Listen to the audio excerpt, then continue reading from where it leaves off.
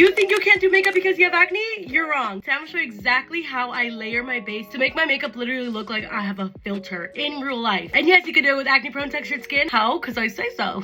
Anyways, grab your makeup bag and let's just get into it. Just a little disclaimer, baddies. There is not a primer, makeup, or anything that you can buy right now from Sephora, Ulta, or wherever that will physically erase your texture. However, there is a way you can apply your makeup and there are specific products you can use. And that's what I'm gonna show you today. So you're gonna get a blurring and smoothing primer. My absolute favorite one is a Smashbox Photo Finish, and you are going to see how instantly my skin is like blurred. It's all that in a bag of chips. That's exactly what we want. Just did my brows, and now we're gonna get into complexion, which is single-handedly the most important part. My number one recommendation for anyone is a Maybelline Fit Me. It's because it's a medium coverage, so it's like a happy medium, and it's like under $10. Now it is a beautiful lightweight formula. It doesn't trigger any acne or emphasize my texture. Okay, foundation is looking smooth. Now we're gonna get into our creams, okay? And when you layer creams, it is very important that you do them in a specific way. I don't just grab my bronzer stick, contour stick, whatever, and just go swiping it back and forth. Why would you do that? You literally just smooth everything down, and you're just gonna move it around by going in like this. Have some decorum, babe. Go directly onto your brush like this. You're essentially applying your bronzer already blended onto your face. It doesn't disrupt the makeup that I have underneath. So that way I avoid looking muddy and like overly harsh with my bronzer. And as you can see, I'm doing patting motions. I'm not swiping. And I'm gonna use a Rarity blush in the color Worth. When you start layering makeup over makeup, you're starting to become more prone to your texture being emphasized. That is why you want the products that are not going to emphasize your texture, and Rare Beauty does a good job in that. So we're gonna use concealer. I'm gonna use a Tower 28. Anyone who buys this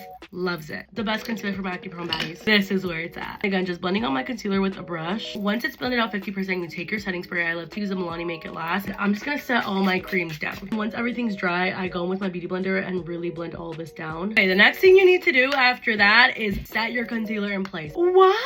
I'm gonna try not to cry. Anyway, as you can tell, I love the Fenty Invisimatte because it's a lightweight formula that doesn't emphasize my texture. When you start putting powders on your face to set your makeup, which you need to, by the way, you risk emphasizing your texture again. It is important that you use powders that are lightweight on your face and they're not gonna do too much. The next thing we're gonna do is powder bronzer. You already know Juvia's Place is where it's at. When you're using powders, y'all, don't forget to go in light layers and pat the formula in. Don't swipe it in. Next for blush, I already know Makeup by Maro in the color Poppy Pink. And again, using that same light patting motion to build it up. Say Quartz Glow. Another beautiful makeup product. It literally looks like a glow from within. It doesn't look chalky. Like, what more could you want? And then, baddies, you just grab your setting spray and set your base again. And I use a Milani Make It Last. And just like that, baddies, you have a flawless, beautiful base that literally looks like you have a filter in real life. I love you, baddies, so much. And don't ever forget it that you're all that in a bag of chips, okay?